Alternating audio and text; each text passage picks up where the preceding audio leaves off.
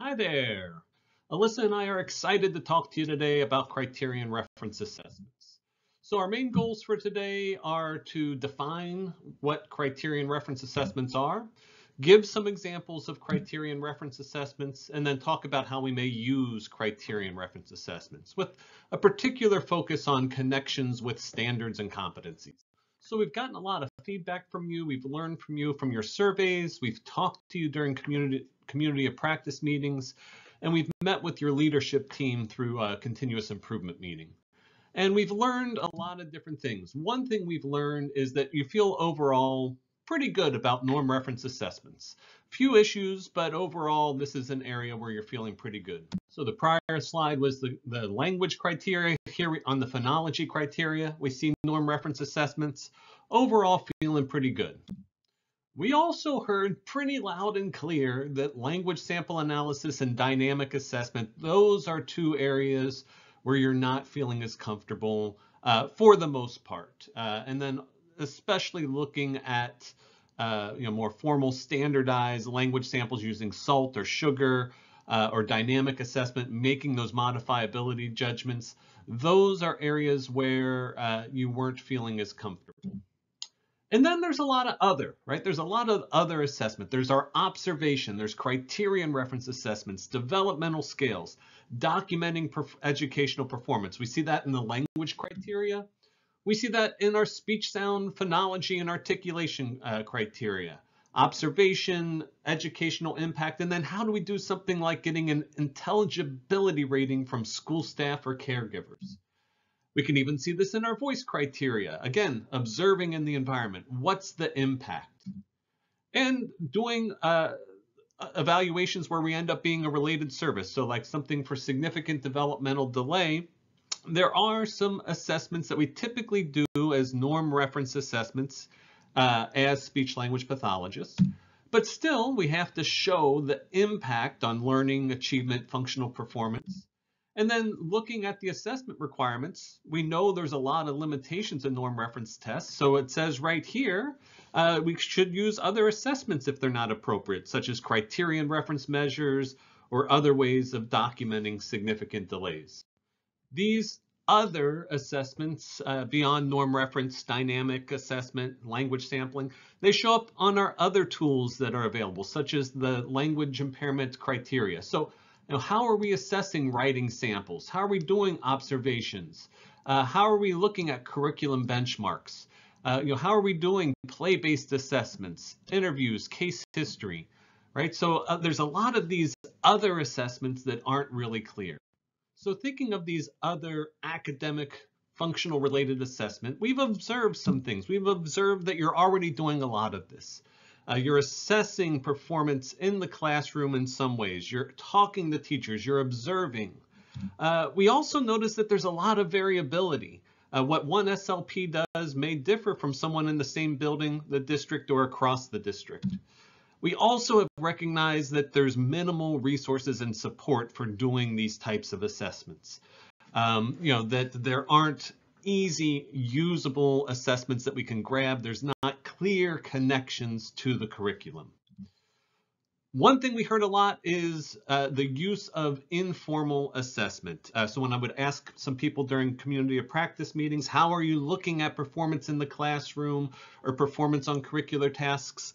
A lot of responses would be, oh, I just do an informal assessment. And when we think of an informal assessment, we're saying, are our students, are they performing as we expect based on their age or grade? Are they able to access and engage in the curriculum? Are they meeting the expected criteria or criterion? So where we're going is we're going to, in this module, talk about informal assessments, except we're going to make the argument that these are not informal assessments, but much of what you're talking about and much of what you're doing are in fact criterion referenced assessments. So we're going to start by talking about how criterion referenced assessments, how those help us document functional and academic performance. Once we have a framework and once we start making those connections with these broader assessments, then we will layer in how to do assessments that are more problematic, more difficult, more technical. So doing things like language samples and dynamic assessments. So right now I'm going to turn it over to Alyssa, and she's going to share some background foundational information on criterion-referenced assessments. So like John had shared on the previous slide, many of us are already doing criterion-referenced assessments or assessments that could fall under that category. So just to ground us all in what are criterion-referenced assessments, I have pulled up ASHA's definition, and this is also in the DPI guidance document. So we're really looking at a test or a measure that's going to compare an individual's performance against a set of predetermined criteria or performance standards. So descriptions of what we want a child to know or to be able to do at a specific grade or age. So we're not comparing their performance to a normative sample and looking at their relative standing compared to peers in terms of a percentile or standard score like we do with our norm referenced assessments, but rather, are they meeting a set of criteria or expectations or standards that have been set for a certain grade? So these could be those academic standards. And we're looking at how are they doing? How are they progressing? Where are they falling in terms of those expectations? We just wanted to give some examples of criterion-referenced assessments. So an example for some of our younger students might be seeing how a student does when they're talking about their friends. This seems like an important skill, something that you need to be able to do to engage and maintain friendships. And so there could be a criteria that we're looking at that at about 48 months, they should be able to name 2 friends and talk about those friends. And so we get this data, this information from the Ages and Stages questionnaire. So that is our set criteria. Another important skill is using school vocabulary. So when students are discussing and describing school topics, are they using school vocabulary? And we can generally say that our students should be using that school vocabulary around 3rd grade. And we can get this information from completing something like the student language scale that comes from the TILS. Another skill that we might look at is if students can understand and evaluate a speaker's point of view, their reasoning, and then use evidence and identify any fallacious reasoning or exaggerated or distorted reasoning. And students should be able to do that generally by the end of 10th grade. And where we're getting this criteria from is the Wisconsin Academic Standards again. Another example would be looking at some social emotional competencies or skills expected of our students. So an example of this might be, we want students to be able to establish and maintain positive relationships, respect one another, make responsible choices, while recognizing and connecting with their community. And this skill or expectation comes from the Wisconsin Social Emotional Learning Competencies. Now I included the spectrum of skills ranging from 4th and 5th grade all the way to 9th and 10th grade because as you can see, these skills are listed in grade bands and sometimes it's nice to look across the grade levels and those grade bands to see what's expected. We can see in 4th and 5th grade, we want them to be able to effectively communicate, listen, and cooperate with others to build those solid relationships. And then as they shift into middle school, they start to use active listening and become assertive. They can clearly communicate their thoughts and ideas. And then when they shift into high school, they're still using that assertive communication, but now they're learning how to maybe refuse things to get their needs met without negatively impacting others. So when we have that understanding of the spectrum of expectations at different grade bands, different grade levels, then we can shift into thinking about how to assess those skills. And one way to assess those skills might be through observations in different environments and possibly utilizing an observation checklist, making some peer comparisons and talking with that teacher about maybe what's typical or common in the classroom and for their group of students. Now, one caveat that I will add is as you're looking through some of these social emotional competencies, please view them through a very critical lens and consider if they're appropriate from a neurodiversity affirming lens.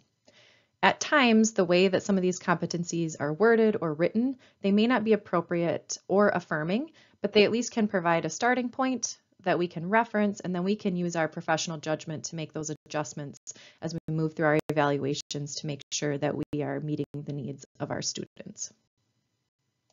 So now that we have a clear definition of what criterion referenced assessments are, we've gone through a couple examples. how do we use criterion-referenced assessments within our evaluations? I think John already alluded to this in his examples in the beginning of this video. When we're doing our comprehensive evaluations, the two main questions that we want to keep in mind are, one, is there a significant discrepancy in what this student is doing compared to their peers? And two, is there an educational impact? Are they having difficulty accessing, engaging, and participating in their day-to-day school experiences?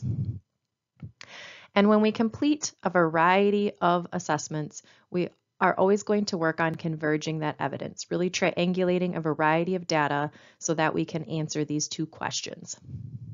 And this is important for all of our students, but it is also really important for our bilingual or multilingual students, or students from minoritized backgrounds and students who may use various dialects. So criterion-referenced assessments really allow for a higher level of cultural and linguistic consideration or responsiveness compared to our norm-referenced assessments.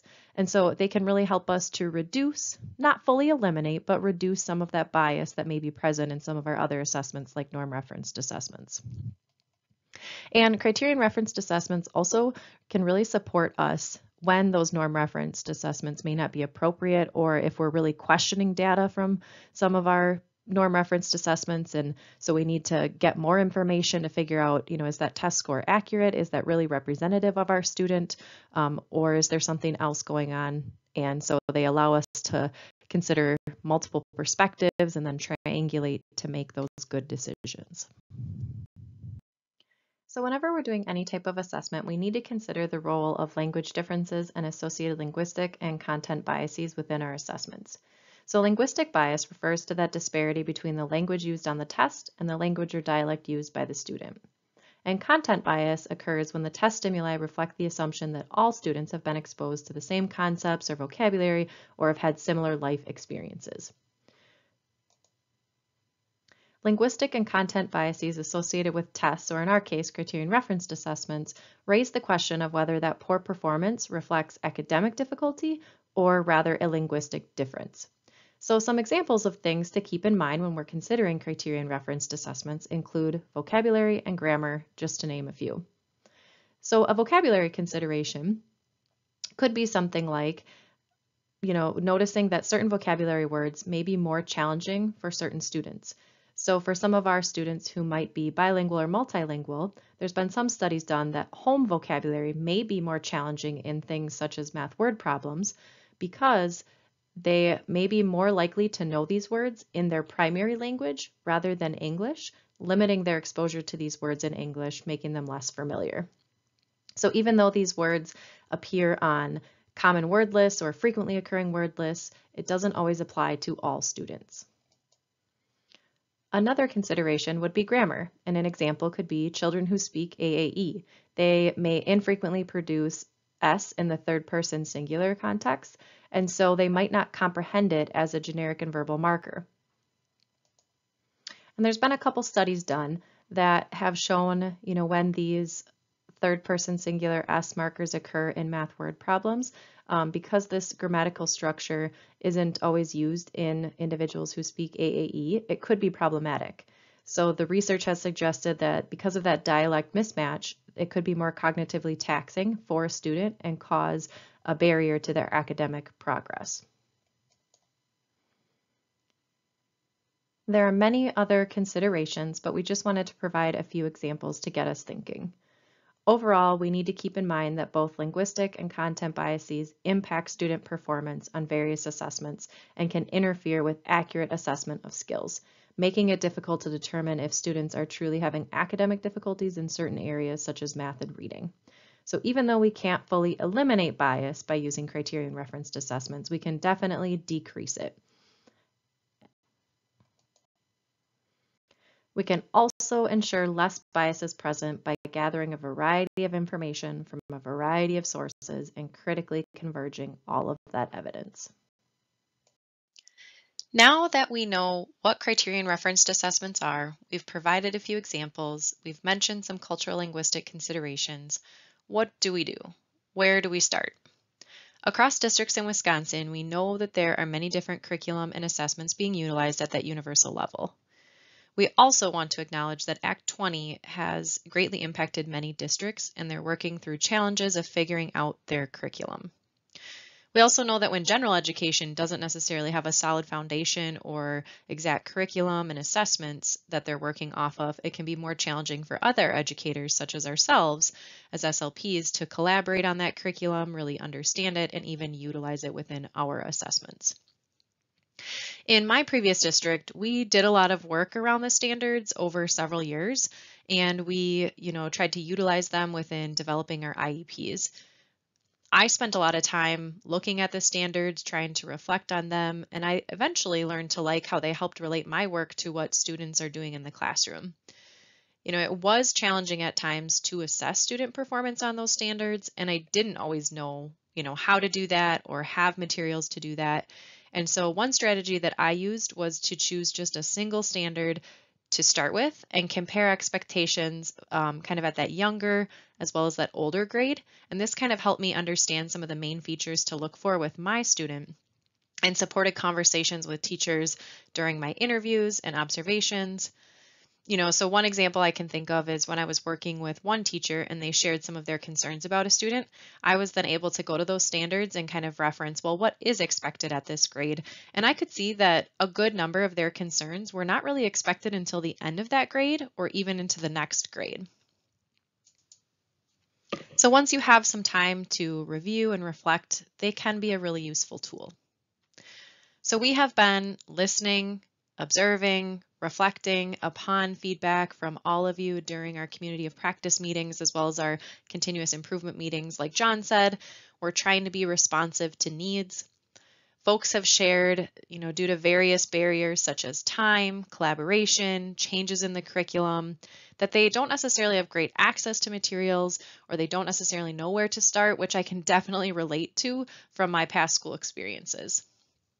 So we want to acknowledge that, this is challenging, but we have a few next steps that are designed to help give some practical strategies and suggest a starting point.